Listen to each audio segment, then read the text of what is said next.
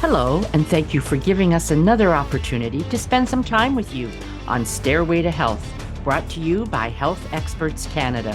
We've got some great ideas, new information, and hopefully a few laughs for you today. Who knows, if you're not careful, you may learn something.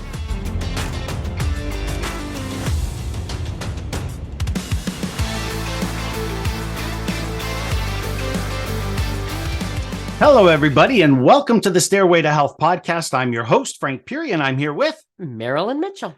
Today, Marilyn, I want to talk a little more seriously about something that I've been noticing an awful lot lately. We've been seeing a lot of clients who have been coming in experiencing high levels of stress. Now, I mean, coming off the last several years, I get it. There's a lot of people out there who are still feeling high stress levels, whether they realize it or not. And I'm realizing this and recognizing this in a lot of clients because they're having difficulty sleeping. They're having difficulty focusing. They're having, they're low energy and so forth. And I think it's really important. I mean, we've spoken about stress a number of times, but right now it just seems like there's this overhang of people experiencing the negative impact of stress on their lives. And I'm not quite sure why people are experiencing this if they don't understand what they should be doing to combat it. I mean, there's a lot of ways that people can look after the stress that their body is feeling. I know you had a good point earlier when we were discussing this topic about the time of year, right? How there's never a good time of year. No. Like people, at the end of the year, people all get worked up because of Christmas and other holidays that are coming up then and all the stress that involves presents and food and stuff. And then you get into the new year and you're thinking, okay, well, maybe I can take a deep breath now. But then there's something that comes up and people are saying, oh, don't forget, you got to get your taxes and you've got to do this and you got to do that. And that happens. And then you think, oh, okay. And then there's a few holidays in between there. And then the nice weather comes and you say, well, now is the time I'm going to relax. And you look and say, but look at the garden. Look at this. I have to dig out that. I have to get the stuff out of the garage. And then the kids start in from hockey to baseball to soccer. You're running around like crazy. There's no downtime. There's no real good time. And the other thing I think we've noticed that plays a huge role in stress is that I think that stress in people is caused a lot of time by their reaction to things they have no control over. Good point. And right now, the cost of living, I mean, every time I go to the grocery store, it's up like $10 from the last time I buy the identical things, and there's so much, my gas bill, my water bill, my hydro bill, my land taxes. I mean, I got the statement of how much this year's was. I thought, are you kidding me? And every time I open one of those little envelopes with the window in it, when the mailman brings it, it's something else. And I have no control over that. So my reaction is I get, as we're saying, stressed.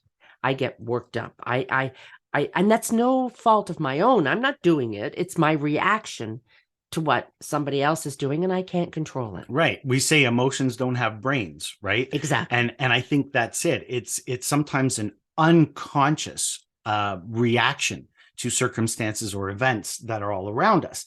And people have heard about, meditation and focused breathing. And I think what's very important for our listeners to understand is that it's about the self. It's about looking after yourself, that whole concept of self-care.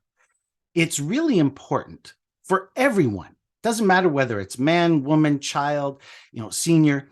There has to be a place of comfort, a place that lifts your spirit or relaxes your mood, or a place that you can go where you can reconnect to yourself. It could be something as simple as sitting outside in a beautiful oasis where, that you've made for yourself. It could be a room in your house. It could be, it's crazy to say it, but even the bathroom, if the bathroom is the only area where you get some privacy, for 5 minutes, It could just be that you close the door, you do your business, but then you maybe sit quietly, you meditate on something, or you focus on your breathing, or whatever the case may be. It's important to find that area for yourself that you can go, that you can isolate for a moment in time and focus on yourself, not the things that are outside of your control, because the only thing we can control is our reaction to things, is us, how we respond. But it's very hard too for the average individual who is working, has a family, has a house or an apartment and a condo, and all the demands that are put on people's lives. I mean, that's why we have all those calendar dinging things on our phones that are going off as reminders. We can't spend any more time here because my phone just went off and I have to get to my next appointment or whatever. It's hard, and it's hard for the average person to say, okay, after dinner at 8 o'clock every night, I'm going to spend 15 minutes for myself. And, I think a lot of us feel guilty about doing that, because that guilt, as you're sitting there exhaling, saying, wow, I just need to get my breath. Then you're thinking, oh, did I put the dishwasher on? Did I do this? Did I pack the lunches for the kids? Like, I think we feel guilty about taking that time for ourselves. And that's definitely something we have to work on. Oh, it absolutely is. It's mindset work. There's no reason in the world why your personal state of health and well-being is paramount to everything. It's paramount to how you perform. It's paramount to how you succeed in life, with your family, with your friends, with your career. Mindset work is critically important. And that's why we spend so much time with our clients going through mindset work with them. But one of the things that we try and focus on is the whole concept of time management versus priority management. So you mentioned about, technology and all the ways we can set ourselves reminders and Right. dings Yeah. and alarms and notifications. And the reality is, technology, as much as it, some people think it hinders our overall health and well-being, there are ways we can take advantage of it to benefit us, right? If we set our day up for success, so we prioritize what we need, what it is we need to get done. And everybody does this in some way, shape, or form, whether they think it or whether they actually write a list and put it down on paper. Understanding what your priorities are for that day, setting up reminders in your phone and so forth, so that you do get everything done or accomplished that you set out to accomplish. At the end of the day, when you do accomplish your list, you should feel good about what you've accomplished. You should feel grateful for so much that has happened over the course of Yeah, the day you're and the absolutely success right. that you've achieved. So, there's other things, journaling and writing, getting your thoughts from your mind down on paper. Again, I'm a big pen to paper kind of guy. Getting down what it is you're thinking and how you're feeling at the end of a day. That can sometimes just be a release. But it's really important to understand that the emphasis needs to be, what is our priority? And yes, you should be your first priority. And then, of course, your family, your children, your friends, and then, whatever else comes after, your career. Because you're really no good to anybody unless you're good to yourself. That's exactly it. And if you get yourself run down and you get sick, then everything that these people are counting on you to do is not going to get done anyway. So, to make sure that you're as good as you can be, not only for yourself, but for them, too. So, but there are other things that we can do to help us relax. And I don't mean, the meditation and that, which I'm I agree with 1,000%. Like, I think that we should all try and sit down and take a deep breath. But unfortunately, when I do that, I'm looking at my watch saying, okay, how much time do I have to do this? Because I have to do something else. But there are other things that we can do in our lives to help us feel a little less stressed. Well, let me tell you something that I use as a bit of a life hack. Okay. Okay. This lifestyle hack, I adopted it many, many years ago, and I've been using it every single day. I always check the weather. I always look at the weather channel for what the weather is predicted for the next day. Okay. And I use that as my inspiration for what it is I'm going to wear the next day. I You mean, and your you clothes. know how big my closet is, right? Yes, And yeah. I'm embarrassed to say it's fairly large. The idea is this: if it's going to be a cloudy day, then my first thought is, instead of wearing grays, blacks, browns, dark navy blues, whatever, I am actually going to look for whatever in my wardrobe exaggerates the most color. Color to me is something that if you see it, you feel a certain way. If you put it on and wear it, you feel a certain way. If people acknowledge the colorful outfit that you're wearing, you feel a certain way.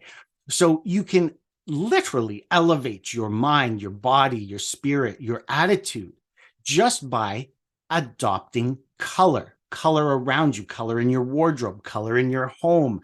Colors mean a lot. And you know what? You're absolutely right, because I have, gone shopping, and let's say I see a beautiful sweater and the style is gorgeous. It feels wonderful. And the price is something I can afford. The color just doesn't speak to me.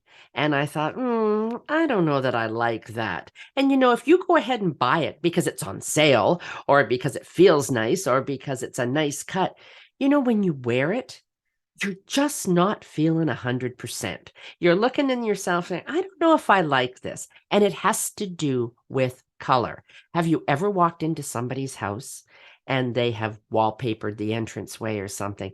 And as you're taking your shoes off and you look up and you think, oh my God, how can these people live with that wallpaper? It would make me nuts. And yet to them, it's all that color, and that is uplifting. It's wonderful. So color can have such an effect on your life, and it's personal to everybody. Absolutely right. I mean, each of the original 8 colors, they initially represented an idea, right?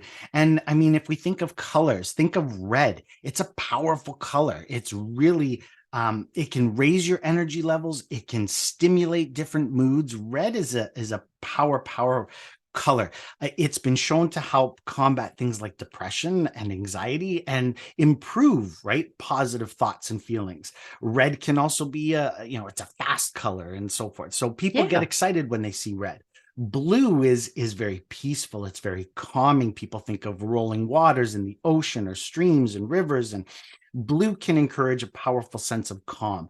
And purple, in a lot of colors and cultures, I should say, different shades of violet, they represent strength, wisdom, peace. Mhm. Again, that calm. Yellow is thought to be the color of happiness, and it stands for optimism and warmth and hope. Sunshine, yellow. Sunshine, the yellow sunshine. So it really, like, these colors they mean a lot, and we may not think about it, but subconsciously, when we see these colors, our mind is going to a different headspace, right? Absolutely. So color is definitely a way to help with stress and anxiety and tension. And that's an easy one, because Mhm. we can repaint something if we so choose, or we Or can buy a buy a scarf. scarf, or yeah, or Exactly. we can do that, or a new sweater, a new shirt.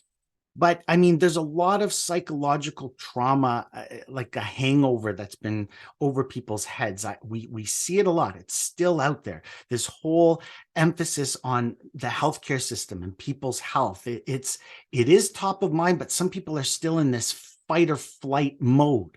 And that puts a lot of undue, unnecessary stress on our adrenal system. And our adrenal system is very important.